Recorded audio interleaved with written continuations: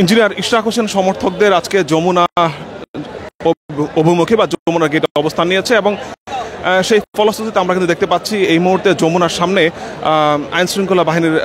ব্যাপক একটি অবস্থান আমরা দেখতে পাচ্ছি এবং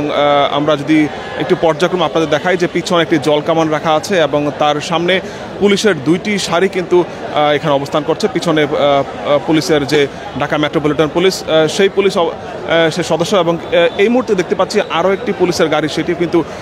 এই মুহূর্তে আসলো এবং এখানে কিন্তু একেবারে আইনশৃঙ্খলা বাহিনীর অতিরিক্ত যে অবস্থান বা কঠোর অবস্থান সে অবস্থান আমরা দেখতে পাচ্ছি এবং সামনে একটি ব্যারিকেড দেওয়া হয়েছে এবং সেই ব্যারিকেডের সামনে কিন্তু এই মুহূর্তে ইঞ্জিনিয়ার ইশরাক হোসেন সমর্থক যারা আছে তার অবস্থান নিয়েছে এবং আপনাদের সেই দৃশ্য দেখাচ্ছিলাম যে একেবারে যমুনার সামনে আজকে কিন্তু ইঞ্জিনিয়ার ইশরাক হোসেন সমর্থকরা তারা অবস্থান নিয়েছিল এবং সেই অবস্থান কেন্দ্র করে আইনশৃঙ্খলা বাহিনীর যে অবস্থান সেটা কিন্তু প্রায় অতিরিক্ত অবস্থান বা ব্যাপক অবস্থান আমরা যাই বলি না কেন সেটা কিন্তু এই মুহূর্তে দেখতে পাচ্ছি। পিছনে একটি জলকামান এবং এই পাশেও কিন্তু আইনশৃঙ্খলা বাহিনীর সদস্যরা তারা কিন্তু এখানে অবস্থান করছে এবং আমরা যদি আরেকটু সামনে থেকে দেখাই সেখানেও কিন্তু দেখতে পাচ্ছি যে দুইটি ব্যারিকেড কিন্তু এখানে দেওয়া হয়েছে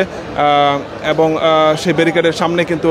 ইঞ্জিনিয়ার ইশরাক হোসেনের সমর্থক যারা আছে যারা গত কয়েকদিন ধরে ইঞ্জিনিয়ার ইশরাক হোসেনকে মেয়র ঘোষণা করার জন্য বা শপথ পাঠ করানোর জন্য তারা আন্দোলন করছিল এবং তারা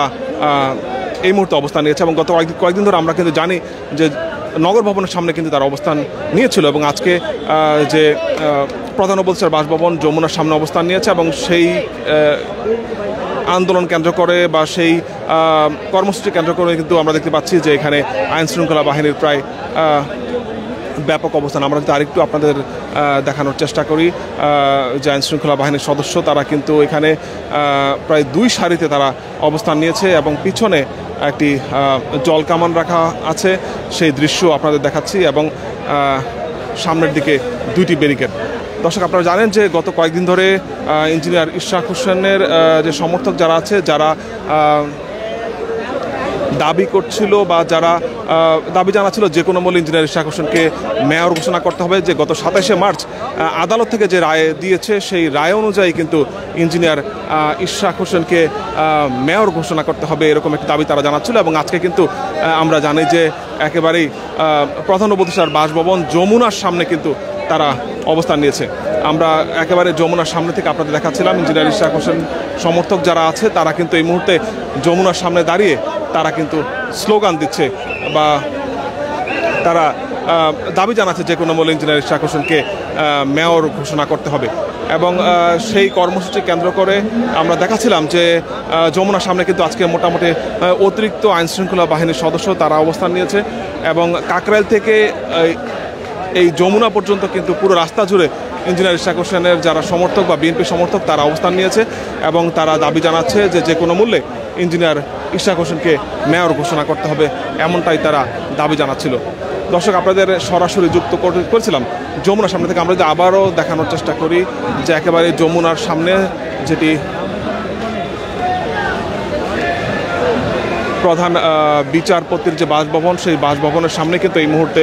এখানে অবস্থান নিয়েছে আইনশৃঙ্খলা বাহিনীর সদস্য যারা আছে পুলিশ সদস্য যারা আছে তারা এবং সামনে দুটি ব্যারিকেড এবং গণমাধ্যম কর্মীদের দেখতে পাচ্ছি এবং তার ঠিক সামনে কিন্তু এখানে ইঞ্জিনিয়ার ইশরাক হোসেন সমর্থক যারা আছে তারা অবস্থান নিচ্ছে এবং আমরা দেখছিলাম যে সকাল থেকে গত কয়েকদিন ধরে নগর ভবনের সামনে তারা অবস্থান নিয়েছিল এবং কাকরাইল মোড়ে তারা অবস্থান নিয়েছিল এবং আজকে কিন্তু প্রধান উপদেষ্টার যে বাসভবন যমুনার সামনে তারা অবস্থান নিয়েছে এবং এখানে কিন্তু প্রধান বিচারপতিরও বাসভবন সেই এবং দুই বাসভবনের সামনে কিন্তু এই মুহূর্তে অবস্থান নিয়েছে ইঞ্জিনিয়ার ইশরাক হোসেন সমর্থকরা এবং যেটা আপনারা সবাই জানেন যে গত 27শে মার্চ আদালত থেকে যে রায় হয়েছে যেই রায়ে বলা হয়েছে যে ইঞ্জিনিয়ার ইশরাক হোসেনকে মেয়র ঘোষণা করতে হবে এবং তৎকালীন মেয়র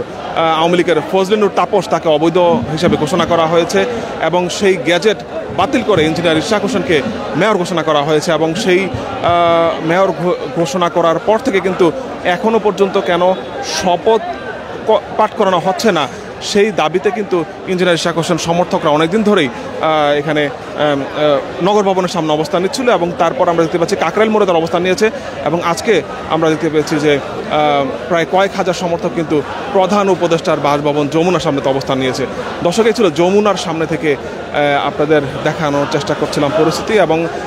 আমরা আইনশৃঙ্খলা বাহিনীর যে অবস্থান সেই অবস্থান আপনাদের দেখাচ্ছিলাম যে যমুনার সামনে আইনশৃঙ্খলা বাহিনীর সদস্যরা তারা কিন্তু এখানে দুই সারিতে তার অবস্থান নিয়েছে, সেই দৃশ্য আপনারা দেখাচ্ছিলাম। দর্শক, পরবর্তী আমরা আবারও যুক্ত হব।